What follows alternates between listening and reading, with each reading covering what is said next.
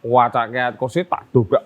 Berak ngono ben. Wes endi mesisan hantune ngono. Coba. Kowe ngerti ora apa? Kucing. Kirek. Bajingan tenan. Wah,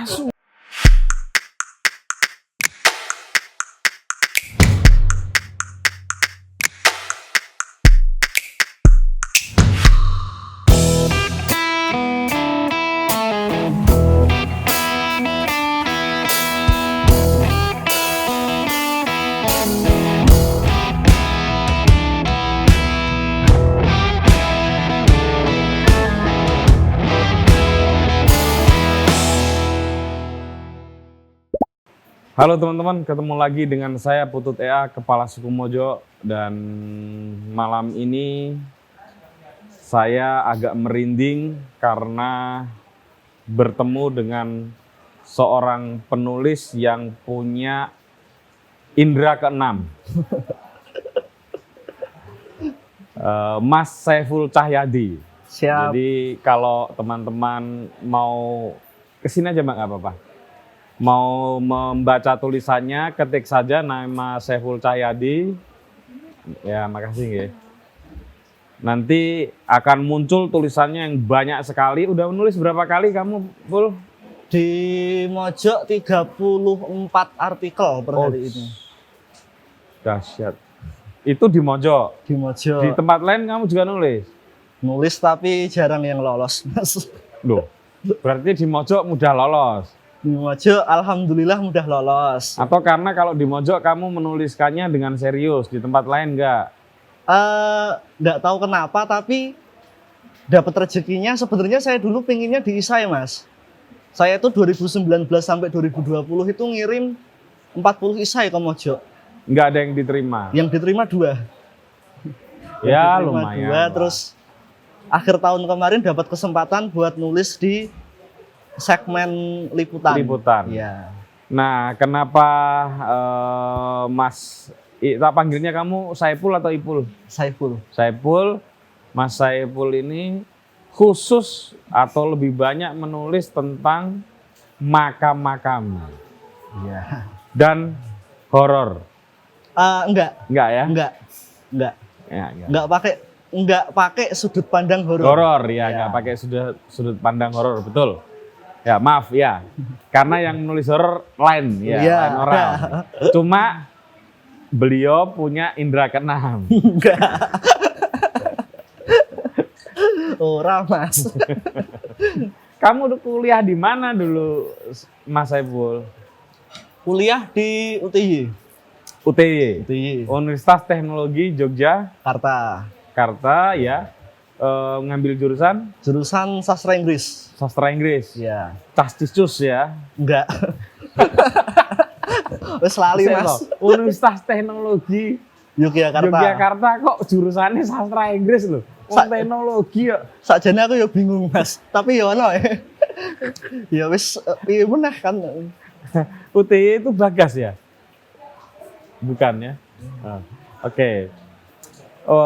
Udah lulus? Sudah dan asli dari Jogja ya? Asli Jogja. Asli Jogja.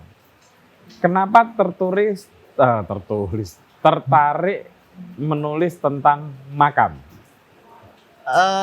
Sebenarnya nggak sengaja ya, Mas. Jadi akhir tahun kemarin itu saya punya kenalan yang juga nulis di liputan Mojok. Iya. Terus tanya, kok Mojok ternyata ada kayak gini. Aku tanya toh, Mas caranya nek nulis piye nek ngono kuwi, karena kan itu bukan isai. Oh, ngirim ide sik Mas ke email kayak gitu toh. Terus ya yang saya kuasai waktu itu ya cuman sejarah, Mas, gitu loh. Itu pun sebisa saya gitu loh. Terus ya wis lah rasa abot-abot, cek ombak, nulis sejarah dulu. Terus kok responnya bagus, terutama yang Banyu Sumurup. Yang jenengan juga nge-tweet, itu kan rame kan. Iya. Ketoknya prospek gitu, terus ya udah. Kebetulan juga sambil nelusuri karena kan makam satu dengan makam yang lain kan kadang ada hubungannya toh, Mas. Jadi kayak habis dari makam A, terus kok ceritanya mengharuskan ke makam B dan lain sebagainya. Terus ya udah jalan sampai sekarang. Kamu memang tertarik dengan sejarah? Iya. Kenapa? Eh, saya itu tertarik dengan sejarah sejak SD, Mas. Karena gini, ketika saya baca buku sejarah, buku pelajaran sejarah waktu itu, di kepala saya tuh muncul kayak film. Di kayak wong oyak-oyakan, numpak jaran dan lain sebagainya. Nek saya baca matematika, Mas, belum mumet, makanya lebih menyenangkan gitu. Matematika rono ceritane. Nek matematika bundet. Kayak gitu. Jadi ya itu alasannya sih.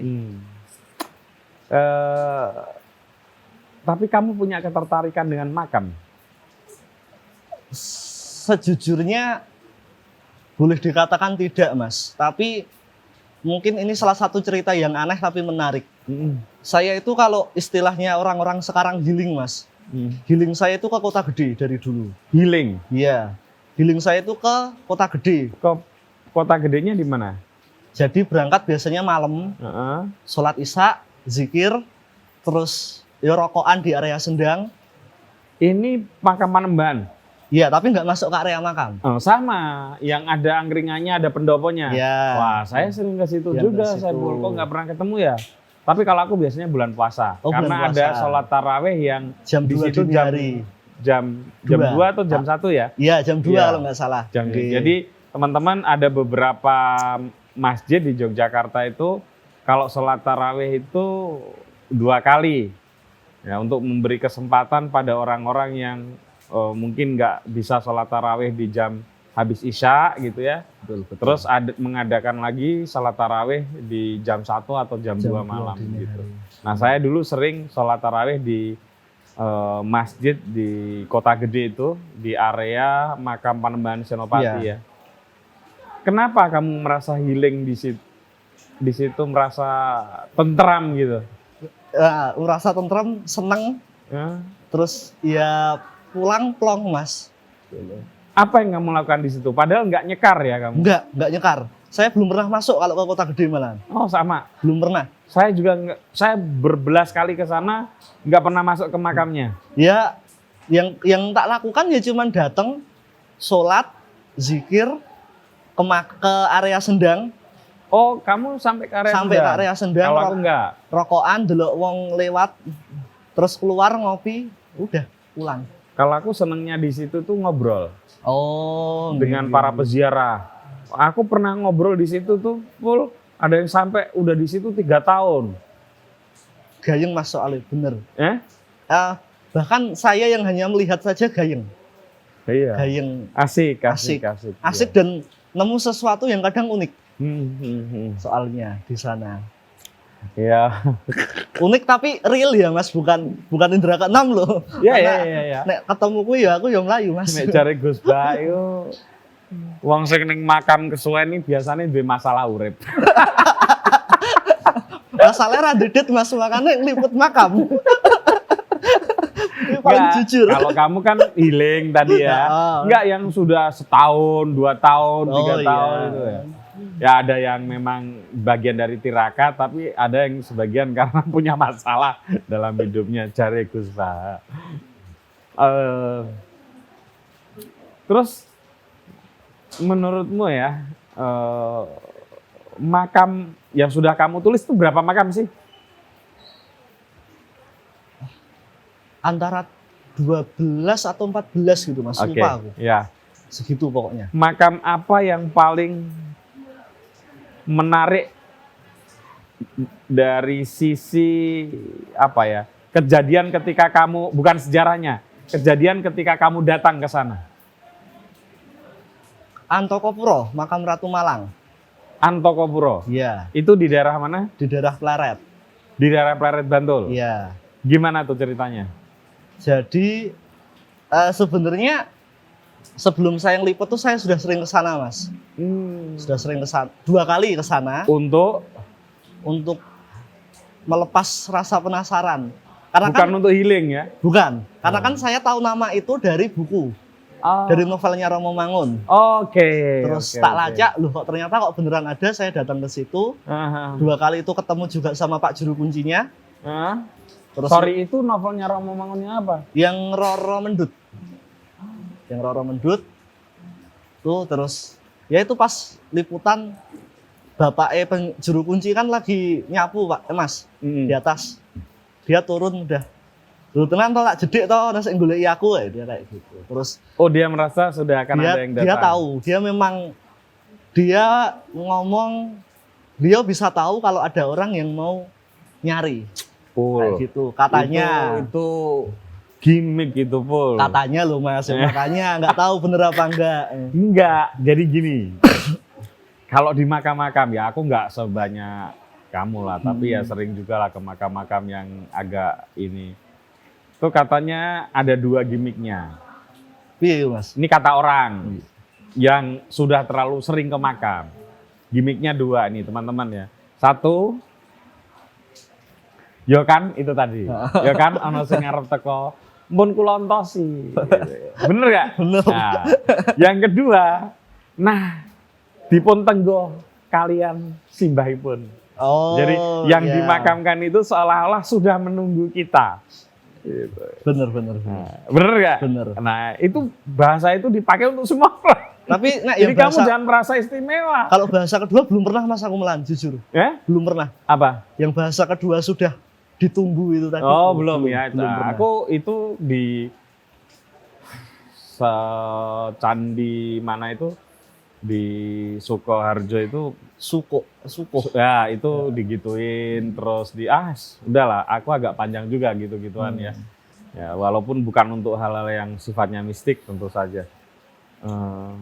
Itu yang membuatmu tertarik. Salah satunya. Ternyata gimmick. Dan entah gimmick entah bukan, tapi klaim Pak Juru Kuncinya terhadap cerita-cerita yang ada di sana. Oke, gimana tuh? Misal di area makam itu nggak ada lampu Mas. Nggak ada lampu, baik itu di area maupun di jalan. Tanyain, kok nggak dipasangi lampu Pak? Yeah. Beliau nggak mau Mas, kayak gitu. Terus pas tak tanyain, Pak kok jenengan kok jadi juru kunci, gimana ceritanya gitu. Terus beliau ngomong ditemui sama Simbah, beliau bilangnya gitu. Simbah itu yang dimakamkan di atas, yang di makam itu. Terus beliau mengaku sering ketemu lah sama 3 sosok utama yang ada di makam itu. Tak tanggap Mas, tak bandingkan dengan apa yang tak pelajari dari buku. Iya. Kan dia mengklaim, aku nak kon maca buku wegah Mas. Loh aku iso takon dhewe kok karo beliau-beliau, dia bilangnya seperti itu. Oke. Batinku ya tak tanggap sisan nih, tak garapi kan gitu. Iya. Tak cocokkan, Pak nek nggon buku ngene Pak. Nek menurut beliau gimana? Oh menurut beliau gini Mas. Cocok nggak? Cocok. Tapi ya sekali lagi entah itu benar entah tidak. Karena kamu model bertanyanya kamu duluan, nggak dia duluan. Oh bisa. Dia mengiyakan ya Mas ya. Jadi masuk akal. Mohon maaf ya, saya ini agak mau bukannya mau melawan hal kayak gitu, enggak lah ya ini. Ya bisa saja itu soal teknis bertanyanya gitu. Iya. Ya, saya pun sebenarnya juga tidak terlalu mempercayai ya Mas ya dalam artian hal-hal seperti itu, tapi dalam konteks saya nulis tentang makam itu tetap tak masukkan sebagai cerita menarik tetapi di luar konteks hantu-hantuan lah. Kayak gitu. Bagaimana pandangan si juru kunci dan orang-orang sekitar sana terhadap tempat itu secara apa nggih? Ya alam kebudayaan Jawa lah menurut saya seperti itu.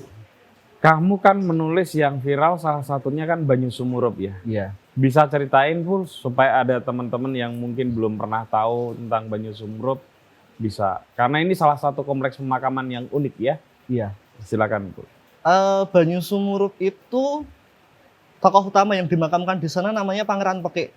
Pangeran Pekik. Mohon dikoreksi kalau salah. Seingat saya nama itu adalah anak dari raja terakhir di Surabaya. Yang Pangeran Pekik itu digunakan dalam tanda kutip untuk menghancurkan Giri di masa Sultan Agung. Makam Banyu Sumurup itu kalau oleh akademisi, terutama akademisi luar, sering disebut sebagai komplek makam para musuh raja. Para musuh raja. Karena orang-orang yang dimakamkan di sana meninggal dalam konteks korban konflik lah. Hmm. Pangeran Pekik juga korban konflik antara Amangkurat I dengan Roro Oyi dan anaknya. Roro Oyi juga dimakamkan di sana. Terus satu nama yang menarik, mohon dikoreksi lagi kalau salah, namanya Pangeran Joyokusumo, cuman saya lupa yang 1 atau 2. Beliau salah satu paman dan petinggi pasukan perang Diponegoro. Badan beliau dimakamkan di daerah Kulon Progo, atas Waduk Sermo, lupa nama daerahnya. Dan mustakanya, kepalanya itu dimakamkan di Banyusumurup. Ceritanya kurang lebihnya seperti itu. Letaknya sangat tersembunyi. Kalau 2 makam lain yang di Imogiri, Giriloyo dan Pajimatan itu kan di atas bukit. Ya. Itu di lembah. Benar-benar di pojokan, jauh dari perkampungan. Kurang lebih kayak gitu. Menurutmu kenapa dinasti Keraton Jogja ya berarti ya? Mataram, Mas. Mataram, sorry. Mataram, ya. Mataram itu membangun kompleks untuk para musuh mereka. Sejujurnya saya juga kurang tahu ya, Mas ya. Cuman kalau saya boleh menerjemahkan, mungkin mau bagaimanapun mereka kan tetap anggota kerajaan. Mereka tetap pangeran, mereka tetap orang ningrat. Mungkin analisa saya seperti itu. Karena Roro Oyi itu, kalau menurut buku yang pernah saya baca, setelah beliau dibunuh pun beliau dapat gelar lain. Saya lupa tapi gelarnya apa. Seperti itu. Karena kan juga kalau ditarik ke konteks yang lebih lama lagi, kayak orang-orang yang diasingkan dari keraton, kayak misalnya Pangeran Diponegoro kan juga tetap dapat semacam kehormatan lah dari pemerintah. Ya. Walaupun beliau dibuang dan diasingkan. Iya. Kayak gitu. Mungkin ya, Mas. Tapi mohon dikoreksi kalau salah, karena saya juga bukan sejarawan. Kayak gitu. Terus dari sisi keunikan makam selain Banyusumurup, apa lagi menurutmu? Yang unik secara bentuk yang saya temukan belakangan ini, Giriloyo, Mas. Giriloyo. Ya, tulisannya mungkin rilis minggu inilah. Belum tak kirim. Udah jadi. Kok kamu yakin kalau dimuat? Nggak tahu. Yakin gue, Mas, pokoknya. Coba ceritain Giriloyo, siapa tahu redaktur pemretnya Mojo tuh baca tuh. Giriloyo.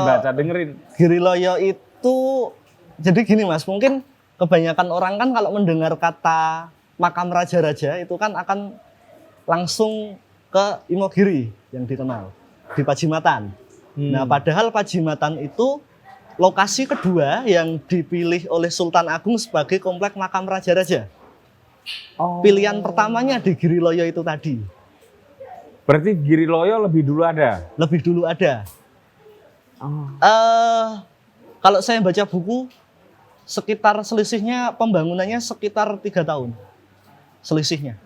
Kenapa dibedakan Giriloyo dengan? Karena di Giriloyo sudah dipakai duluan oleh pamannya Sultan Agung. Namanya Panembahan Juminah. Panembahan Juminah. Iya. Itu Panembahan yang juga disingkirkan dari keraton ya? Bener nggak? Setahu saya kok tidak. Oh tidak? Setahu saya bukannya tidak. Yang dianggap gila itu bukan? Kurang tahu, Mas, kalau itu. Yang dianggap gila, Mas. Bukan ya? Yang dianggap gila kalau setahu saya ini kakaknya Sultan Agung. Juminah ini bukan yang akhirnya ada kampung Juminahan itu? Kurang tahu kalau hubungannya sama itu. Waduh, gimana itu? Belum kalau nggak ketemu. salah ini masih kalau benar ya, nanti coba saya cross check, itu masih leluhurnya Pak Butet Kartarejasa. Oh gitu. Kalau naiknya itu anaknya Panembahan Senopati, Mas. Oh, anaknya Panembahan Senopati. Oh, berarti udah lama ya? Udah lama. Itu pamannya, makanya pamannya Sultan Agung. Oh, berarti mungkin Juminah yang lain ini. Iya. Oke. Apa yang menarik di situ? Bentuknya, Mas. Gimana tuh? Bentuk makamnya. Jadi bentuk makamnya masih mayoritas tatanan batu. Bukan batu utuh, tapi tatanan batu. Kayak gitu. Yaitu yang paling menarik menurut saya karena sebelumnya belum pernah menemukan yang kayak gitu. Kalau yang lain kan sudah batu padat, ditutupin kain dan lain sebagainya, itu masih benar-benar tatanan batu mayoritas yang ada di sana. Oke.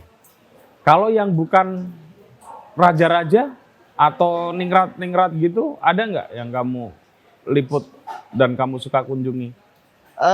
Yang pernah saya tulis 2 makam di dalam Pasar Ngodian, Mas. Oh iya, Yang itu makam siapa sih itu? Ya masih abu-abu, Mas. Masih abu-abu karena Jadi ini di Pasar Godean ya? Di dalamnya ada makam. ada 2 makam. Ada 2 makam. Sepasang suami istri katanya gitu. Ah. Kayak gitu. Cuman ya memang karena kan kalau sebenarnya kalau mau telaten, Mas, itu kan harus buka arsip macam-macam dan lain sebagainya. Sementara yang saya lakukan waktu itu ada makam, tak tanyain warga sekitar, pedagang-pedagang, karena kalau ngecek di internet itu sering disebut makam anak buahnya Pangeran Diponegoro. Tak tanyain ke ketua paguyuban Trah Pangeran Diponegoro. Beliau nggak tahu. Oh, malah lagi kerungu ya, Mas. Seperti itu. Terus dapat satu info dari pedagang. Mas, biyen ono sik ya sederhananya neliti lah. Neliti makam iki, golek ono. Omahe kidul kono kae gitu. Dikasih tahu, tak datengin. Tapi beliau meneliti itu dengan cara spiritualis kayak gitu. Di ketika beliau tak tanyain, Pak, jenengan neliti makam itu dengan cara gimana? Tak turuni 4 dino, Mas. Dia bilangnya gitu. 4 dino ki mbuh nginep, mbuh mulih, mbuh piye kula nggak ngerti. Oh iya, oke. Terus dia bertemu dalam mimpi. Dia nggak bilang ketemunya gimana, tapi berdasarkan penelusuran saya, Mas. Gini. Dalam waktu 4 hari itu. 4 hari itu dia tidur di situ, bilangnya gitu, Mas. Jadi menurut dia siapa orang yang dimakamkan? Kalau menurut dia itu malah semacam pamomongnya Sultan Agung, bilangnya gitu malah. Tapi versi umum taunya itu makam anak buahnya Pangeran Diponegoro. Tetapi nama yang sama itu juga ada makamnya di Purworejo. Kayak gitu. Jadi entah itu masih abu-abu. Masih abu-abu aja sudah bisa kamu tulis ya?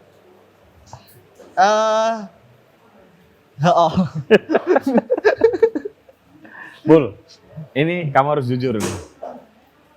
Kamu pernah dapat kisah horor nggak sih di makam-makam itu? Jadi gini, Mas, saya tuh orangnya sok iseng. Pertama kali ke Antokopuro, itu saya cuma naik. Saya lupa sendiri apa berdua ya, tapi nggak sama juru kunci. Oke. Saya itu moto dari luar pagar. Jadi kan di luar itu kan agak tinggi permukaannya. Saya batin, Mas. Nek iki cen angker, nek makam iki cen angker, aku motor izin kudune entah fotone rusak atau HP-ne rusak. Saya batin kayak gitu. Tak foto celak sampai rumah tak cek, wah ora rusak, ora angker. Kayak gitu. Berarti orang angker. Berarti selama kamu ngeliput makam-makam itu nggak ada kejadian-kejadian selama saya menuju liputan ke makam-makam, saya merasa belum pernah. Cuman pernah satu kali kejadian, entah ini bener entah cuman perasaan gitu. Jadi saya pulang dari Antokopuro, liputan di Antokopuro, entah juga karena kualat ya. Jadi saya ngetik jam 9 malam di teras, Mas. Jalan depan rumah ini kayak rame banget ketika saya ngeliat ke laptop. Kayak uang gelibet-gelibet melaku. Gitu. Sekali tak liatin Rano Popo, 2 kali tak liatin Rano Popo, 3 kali tak liatin Rano Popo. Saya ingat turun dari makam saya nggak wudu, saya nggak bersih-bersih, langsung pulang. Kayak gitu. Terus saya iseng-iseng tanya ke temen yang mendalami dunia seperti itu. Aku tolong di delokke ana sing ngintil ora saya gitu kan. Kowe bersekon ndi? Ora delokke sik aku gitu kan. Ngindel itu ngikutin Ngikutin, ya. ya. Ngikutin. Ana telu gitu dia Wis. bilangnya. Wah, gayeng dia. Ada tiga Katanya. Iya, gitu. ada 3 makhluk yang Iya, ngikutin yang kamu. ngikutin kayak gitu. Ah, Tapi yo terus udah nggak ada apa-apa habis itu. sampai sekarang masih ngikutin nggak? Nggak, yo saya santai sih mas. Hah? Saya santai sih. Loh, Eh, kamu santai, yang di depanmu ini yang nggak santai. moga-moga rame lu mas. Karena saya mikirnya, ya mungkin kepo lah. Mereka mungkin kepo, penasaran atau gimana. Kayak gitu. Penting ra ganggu, saya cuman gitu sih. Tapi kamu merasa diikuti nggak? Enggak, karena saya bukan orang yang cukup mempercayai hal-hal macam itu mas sebenarnya. Oh, kamu nggak percaya? Percaya ada, tetapi kemudian wah nek aku ngkorono orang ini, engko mesti ini enggak. Kayak gitu. Jadi kayak saya menuju ke makam kuno meh liputan, yo mindset saya tetap butuh rene, aku liputan, penting aku kula nuwun ziarah, ngikuti tata krama yang diwajibkan, udah kayak gitu. Tapi kamu sebetulnya pernah melihat hantu nggak sih, Pul? Sekali tapi yakin nggak yakin. Jawab masih kecil dulu. Oh, artinya ketika sudah besar sebetulnya nggak pernah. Nggak pernah mas. Nggak pernah. Saya itu pernah camping di pantai. Hmm. Jam 2 pagi itu ada kayak suara rame banget di luar. Otakku masih otak logika mas. Batinku misuh. Iya ini dong bengi tendone wong iki meh do ngopo sih? Dan kupingku ki mencoba mendengarkan apa yang mereka omongin, tapi tetap nggak ketangkep. Jadi kayak orang ngobrol tapi cepet dulu mas, kayak gitu. Nyoba turu meneh, ada kayak suara muterin tenda. Nah patok tenda ketendang, dek, misuh meneh mas aku. Itu kamu sendiri? Bertiga di dalam Dan tenda. 3-3-nya dengar? Yang dengar cuma saya, karena pas ngelilir. Oh, yang 2 tidur? Yang 2 tidur. Oke. Terus aku tak watuk mas. Ben ra ganggu ngono ceritane. Tak pikir saya wong. Tidur lagi, paginya bangun, tanya ke ibu-ibu yang jualan di dekat situ.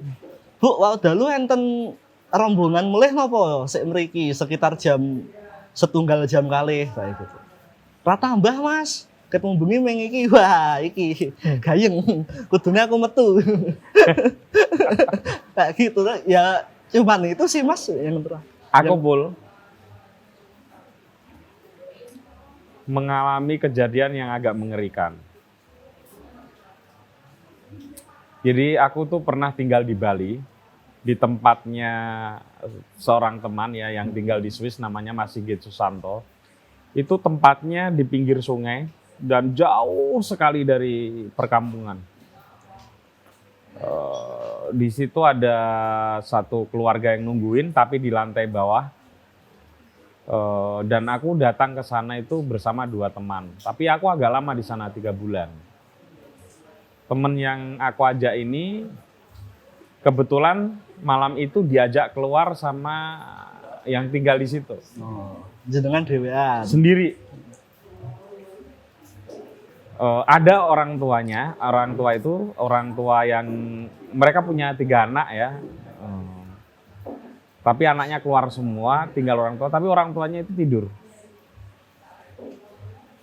Jadilah aku sendirian di situ. Angin tuh Bu, wush, wush.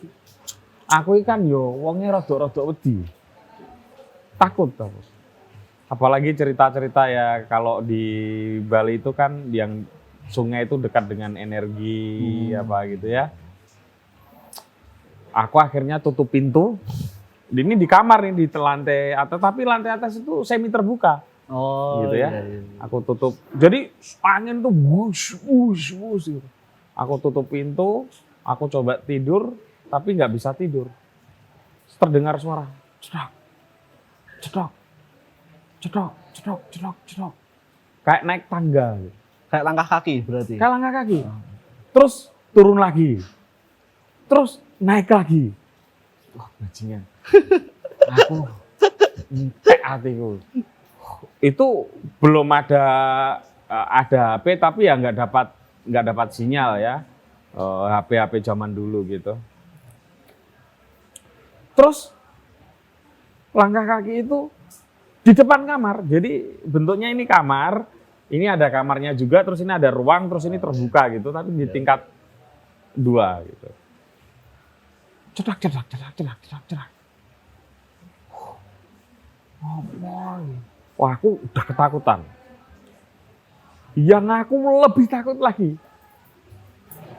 pintu sekarang. Gruk, jedok. Jelas bukan manusia kalau ini. Dan aku udah sangat takut. Itu kira-kira jam 1 malam, bayangin. Oh, itu sepi sekali. Cerak. Wah, aku udah Lemes. ini. Tapi akhirnya aku gini, Pul. Ini kalau aku biarin terus, kemungkinannya aku bisa Diganggu terus. ya jantungan di dalam kamar, dalam situasi diteror kayak gitu, ya hantunya nggak masuk, ya kan?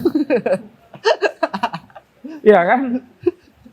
Wah, akhirnya aku zaman semono ya rodok bukan rodok anjen ya lagi nggak percaya dengan doa lah gitu ya intinya ya. Wah, aku ndonga. Dalam situasi yang terjepit tahu ndonga ayat kursi. Pintunya itu model pintu lawas itu loh. Sepasang gitu. Ya, karena itu dibikin kayak model villa, jadi sepasang. Tak angkat ininya, wacak kayak kursi tak dobrak. Beruak ngono ben. Wes endi mesisan hantune ngono. Coba. Kowe ngerti ora apa? Kucing. Kirek. Bajingan tenan. Wah, kirek kuwi ngoyak kupu-kupu. Kupu-kupu. Iya, ada kupu-kupu gitu. Nah, kupu-kupu ini diikutin sama dia, makanya naik turun, terus. Wah, aku langsung ya Allah. Wah. Itu memang. Rugi lewes wedi ya, Mas ya. Tapi rasa takut itu ya, itu masih bisa saya ingat betapa takutnya saya waktu itu. Gitu.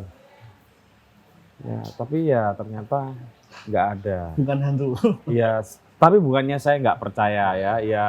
Ya gimana ya? Ya mungkin ada, tapi ya aku ora gelem mikir lah. Mbuyono tenan apa ora ya sembuh. Aja ngantek ketemu ya, Mas ya. Ya nek iso. Aja. Tapi kamu konon Pul orang dengan alis dan ini bentuk muka kayak kamu itu gampang lihat hantu loh.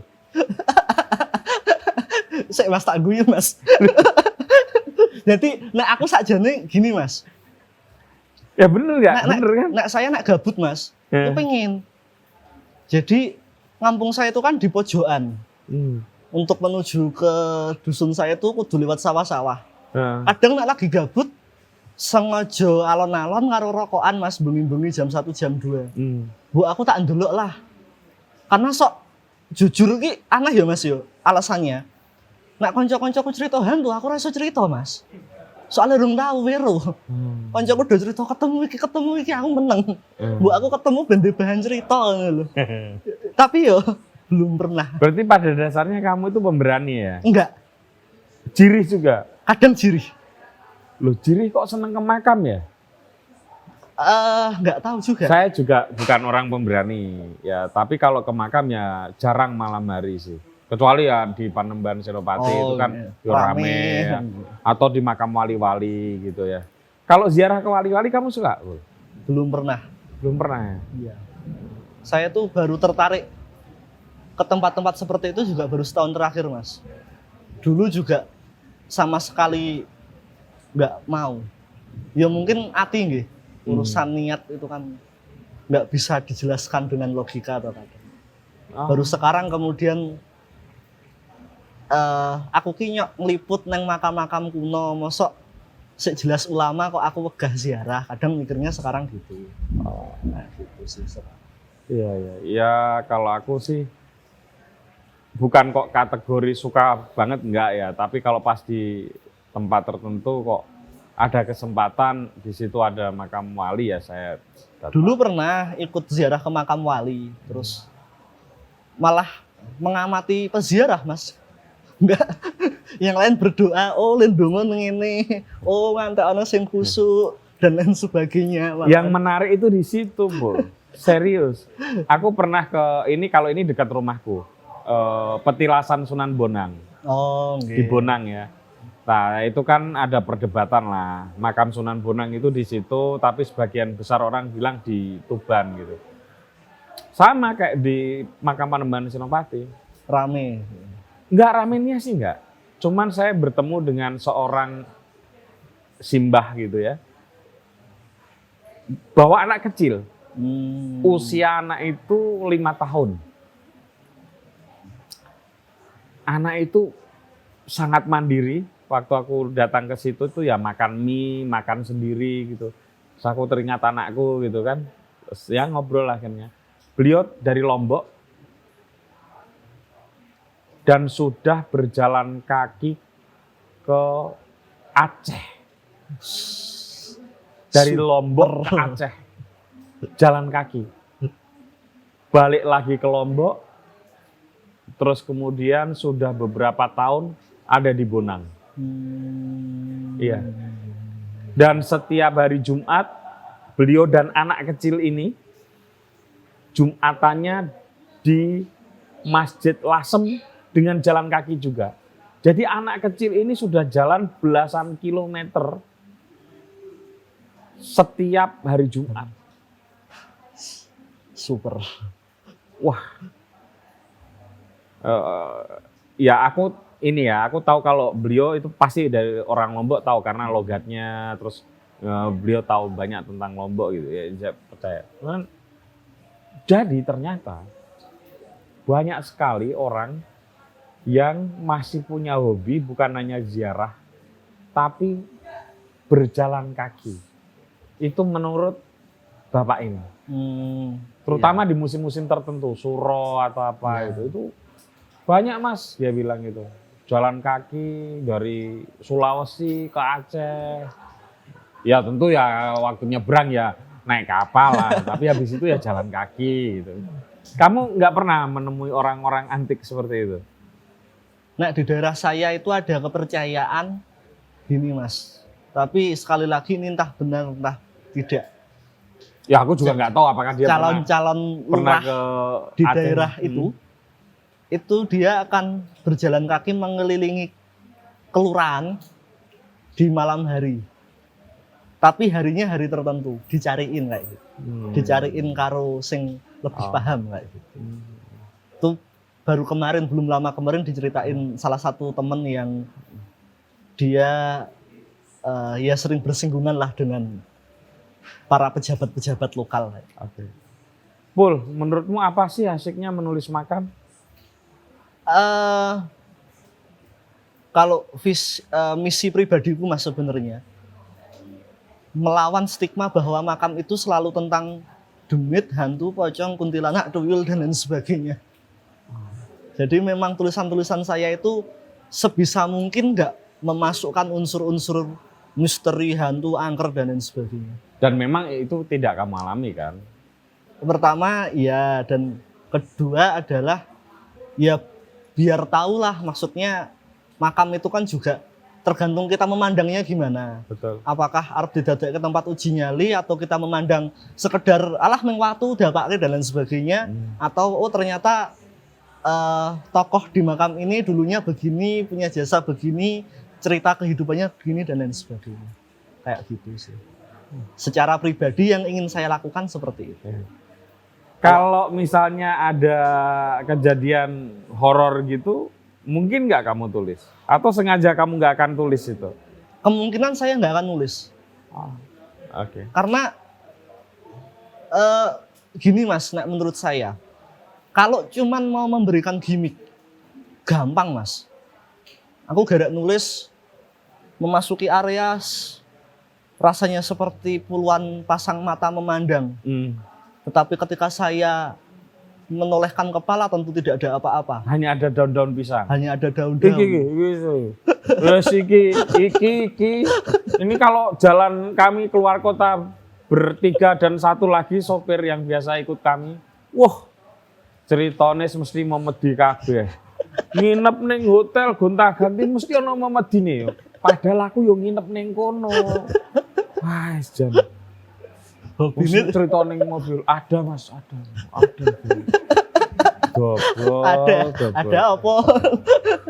Ya bukan apa-apa ya. Kalau diomongin kayak gitu kan jadi aku juga takut. Iya. Coba kalau nggak diomongin. Tapi mereka selalu ada itu cerita. Jadi kalau kamu baca malam Jumat cerita Rodi Mojo, iya. itu ada satu penulis itu kalau Setiawan, menulis itu ya mana ini sebetulnya pengalamannya. Ning asline kowe iso nonton hantu rano. Meng perasaan tok to.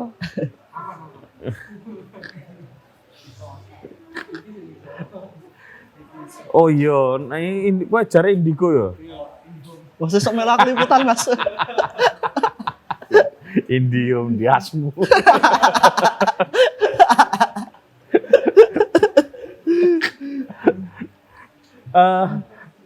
Itu yang pengen kamu lakukan ya. Kalau tantangannya apa? Menulis makam. Tidak semua makam punya sumber tertulis, Mas. Jadi sebenarnya gini, yang saya lakukan itu menurutku sederhana, Mas. Ada makam A, aku ndelok buku-buku sejarah, tokohnya itu dulunya siapa, gimana dan lain sebagainya. Saya ke sana mendeskripsikan tempat. Nek ana juru kunci ya takon juru kunci, nek ora ana takon warga. Wes gabung nggih. Selesai. Yang saya lakukan sebatas itu karena untuk urusan misal kritik sumber itu juga bukan kapasitas saya karena saya bukan sejarawan kayak gitu. Dan ya yang saya lakukan hanya sesederhana melaporkan itu. Ya, menuliskan lah. Nek jarene juru kunci ngene, nek nggon buku ngene. Oke. Tempat ini kaya ngene iki sebatas itu. Mendeskripsikan tempatnya seperti apa ya, memotretnya gitu ya. Kayak gitu sih. Ada nggak sih Pul? Memang orang yang pergi ke makam untuk mencari-cari sesuatu gitu. Ada Mas, ada komunitasnya malahan. Mencari-cari sesuatu loh ya? Oh sesuatu? Ada. Golek pesugihan lah, golek kasekten. Ada. Banyak menurut saya Mas. Kamu pernah menemui? Karena saya bilang banyak gini. Ketika saya pada akhirnya terbentuk persona yang menyebalkan sebagai penulis makam dan dianggap wong ajar kejawen. Itu banyak yang kadang komen di status, di Facebook. Sisan bro ngene, sisan ngene kayak gitu. Aku mbiyen nang kono ngene, ben ngene dan lain sebagainya. Tapi ya enggak saya lakukan karena ya nggo ngopo. Bukan itu tujuan saya. Kamu enggak tertarik? Enggak tertarik. Kayak gitu. Dan kadang itu pun masih kadang berlawanan, Mas. Ketika misalnya saya ziarah ke makam kuno. Otakku tuh bisa dengan aneh. Piye carane aku aja ngantek percaya nang kene njaluk ini itu butuhku nang kene liputan aku ndongakne. Butuhku nang kene liputan ben iso ngliput ben entuk duit. Iya, betul. Entuk duitnya saka liputan ora mergo saka makame. Ya kan jadi enggak sirik kan? Ya. Hal-hal seperti itu yang kadang isih pas ndonga toko-toko nek ngene kayak gitu. Tapi kamu selalu berdoa ya kalau di makam? Iya. Mendoakan orang. Mendoakan yang ada di sana lah, ziarah lah. Iya, ziarah, ya. Yo wangune sih Mas, maksudnya mau bagaimanapun kan itu area mereka yo. Sebisa mungkin mendoakan kula nuwun, minta izin lah. Terus Pul, kamu bawa kayak bunga gitu nggak? Enggak pernah. Nggak pernah. Terus iki nganu yo, jawaban jujur yo. Kamu ngasih bisa roh atau amplop atau apapun ke juru kuncinya nggak? Saya secara pribadi nggak pernah Mas. Tapi Berarti kowe termasuk peziarah sing puwel itu kowe. alasannya juga aneh sih. Apa? Mohon maaf kalau menyinggung ya Mas. Lah mereka dibayar, mereka dibayar. Iya nek dibayar tenan. Kebanyakan yang saya temui itu statusnya kan abdi dalam Mas. Abdi dalam bayarannya berapa, Pul? Beberapa lumayan sih menurutku. Oh iya? Kamu tahu? Setelah ada dana is terutama. Oh, oke. Kayak gitu. Tapi kalau saya ngajak temen terus biasanya dia yang ngasih temen saya enggak. Kayak gitu sih. Karena memang tapi ada yang juru kunci yang santai. Dine luweh ora luweh, nek dine tak tampa ora ya ora apa-apa, tapi kadang ada yang sok ngode-ngode gitu, Mas. Piye ngode-ngodene juru kunci? Yo misalnya menyebut seikhlasnya Mas, nanti masukin aja ke kotak infak, itu menyebutnya berulang kali, itu kan tak anggap kode. Terus kalau kayak gitu kamu masukin nggak? Enggak. Yo kadang sih Mas, kadang. Ben ketok wangun tak jawab kadang lah, kadang Mas. Kadang. Mosok 10.000 gak mbok kei, Pul. Jawabannya dawa Mas soalnya. Apa? Ati. Saya itu tipe orang yang nek atiku wegah ya wegah. Kayak gitu. Termasuk dalam urusan nulis makam. Walaupun misalnya sing cerak ki ono. Di daerah Gudian itu ada, data sudah tak pegang, sumber buku udah ada. Ibaratnya garek rono foto takon-takon nulis dadi. Tapi karena iseh ngusik wegah. Sampai sekarang belum tak tulis. Langsung tak ambil. Kerenteknya belum ada, tidak kerentek. Iya. Nah, gitu sih. Tapi yo jangan ditiru. Kalau misalnya ini Pul, kalau misalnya ada orang yang seneng pergi ke makam-makam yang tidak banyak diketahui oleh orang. Ya. Misalnya orang ini ingin datang ke 10 makam yang ada di Yogyakarta. Oke. Kamu merekomendasikan makam apa saja? Kalau yang ini mungkin biar lebih menarik aja ya Mas. Iya. Yang ada kaitannya dengan kerajaan lah. Banyu Sumurup, Giriloyo. Apa? Giriloyo, Antokopuro. Terus makam Pangeran Jayakusumo di Kokap yang tadi tak ceritakan. Jayakusumo Di Kulon Progo itu tadi. Terus yang lain mana nih? Lupa ya Mas. Nggak suruh ngasih rekomendasi nggak bisa ya? Nggak bisa. Nggak Yang bisa. di dekat Merapi sana itu? Oh, Syekh Jumadil Kubro. Itu bukan. Jumadil Kubro ya? Iya, yang di Turgo ta?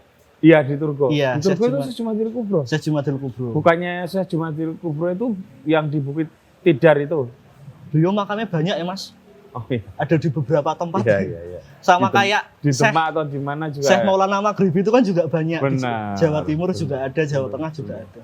Yang aku dulu pernah bilang ada seorang pangeran yang katanya kalau isunya ya Iya. pesawat menghindari lewat, Oh, burung kalau lewat mati itu Pangeran Purboyo di Berbah. Pangeran Purboyo. Iya, Pernah? pernah. Bener nggak ada banyak bangkai burung mati? Pas masuk ke area nggak ada ya Mas. Nggak lihat aku. Tapi mungkin saya nggak lihat ya. Mungkin saya nggak lihat. Tapi pas melaku tingak-tinguk yo nggak ada. Atau mungkin burungnya udah tahu.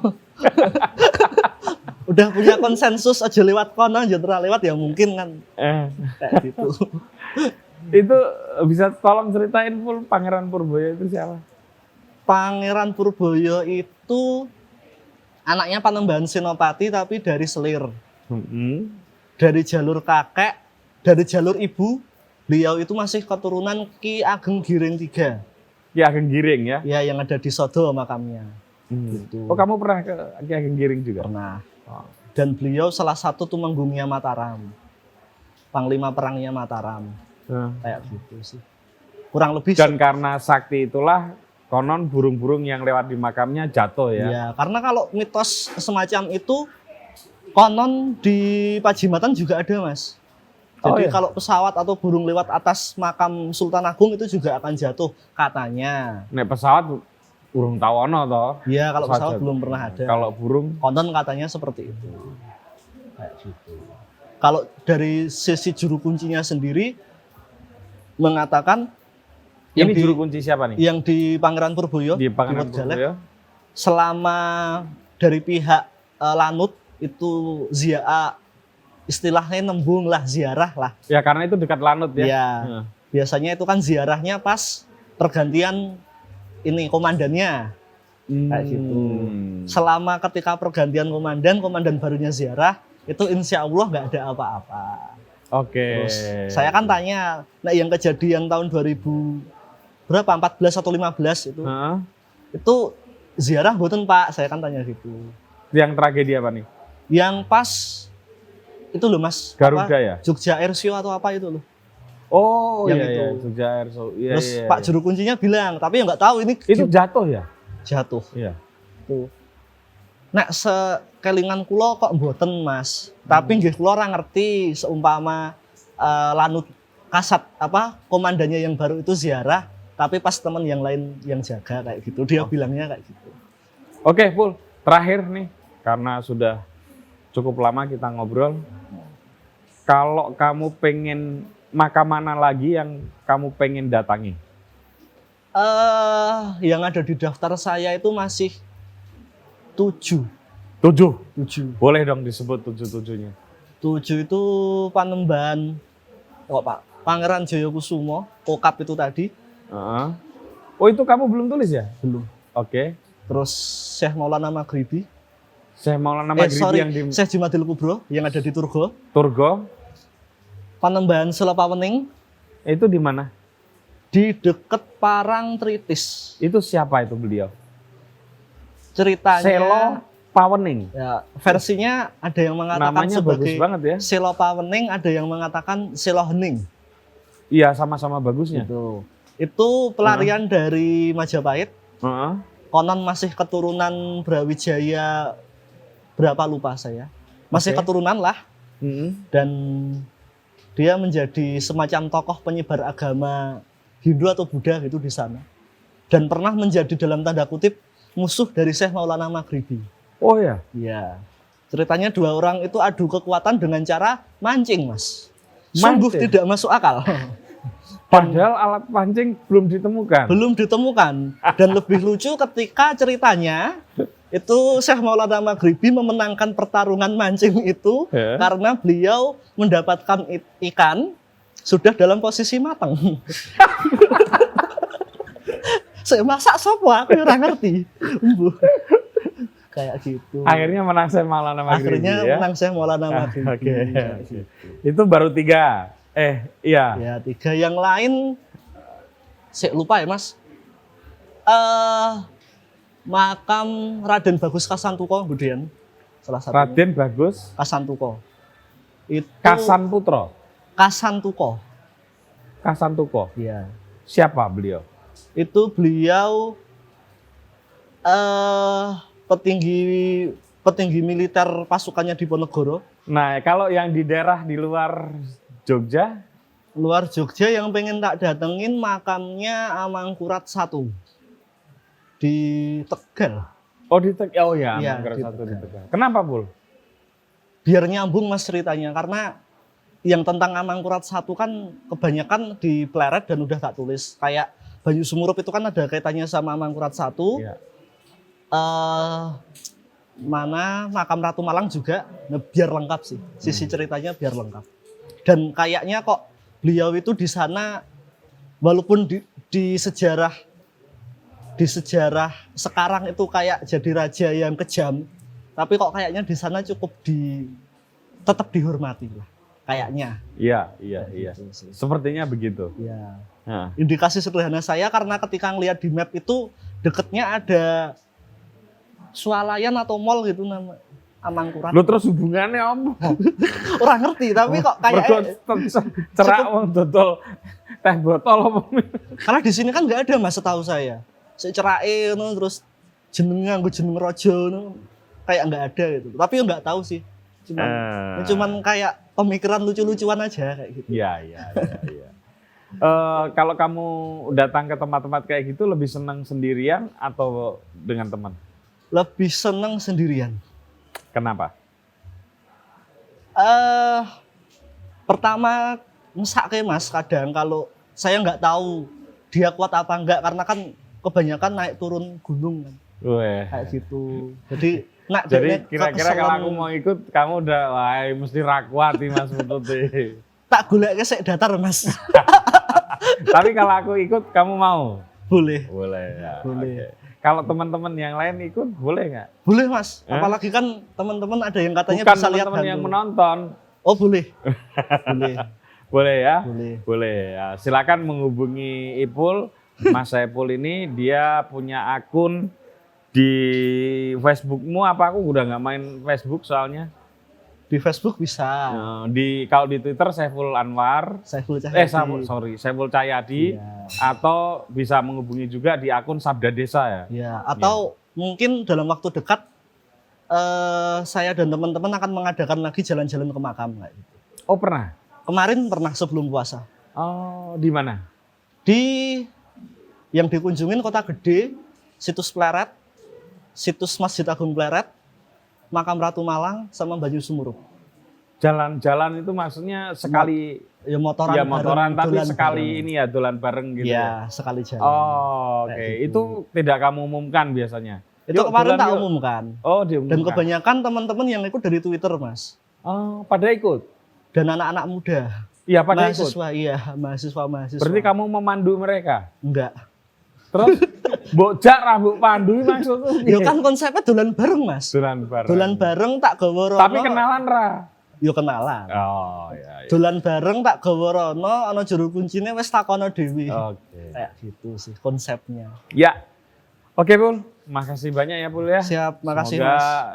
keinginanmu untuk datang ke makam-makam itu segera bisa terlaksana. Amin. Dan sekali lagi teman-teman, tulisan Saiful Anwar ini tentang makam-makam banyak yang viral. Silakan ketik saja di mesin pencari Mojok Saiful Anwar. Mojok Saiful Cahyadi. Kalau mau yang lebih gampang, kemarin saya pernah nyoba, Mas. Mojok.com makam, jenengku kabeh metune asem. Kayak dukun. Ya, atau bisa kayak gitu. Itu juga Atau kalau bisa. enggak ya Mojok terus Saiful Cahyadi, nanti yang keluar ada banyak tulisan Mas Saiful. Siap. Makasih. Siap, Mas. Sama-sama. Mas Saiful. Semoga kisah-kisah tentang makam-makam itu ya bukan kisah-kisah soal cerita horor saja ya. Amin. Supaya kita agak lebih menghargai orang yang sudah meninggal dunia terlebih dahulu begitu dengan cara yang lebih tepat lah menempatkan beliau-beliau ini dalam konteks kesejarahan ya, bukan konteks horor dan mistis. Sekali lagi teman-teman, silakan hubungi Saiful Cahyadi dan sampai ketemu dengan tamu saya selanjutnya. Kasih, Bu ya. Makasih, Mas.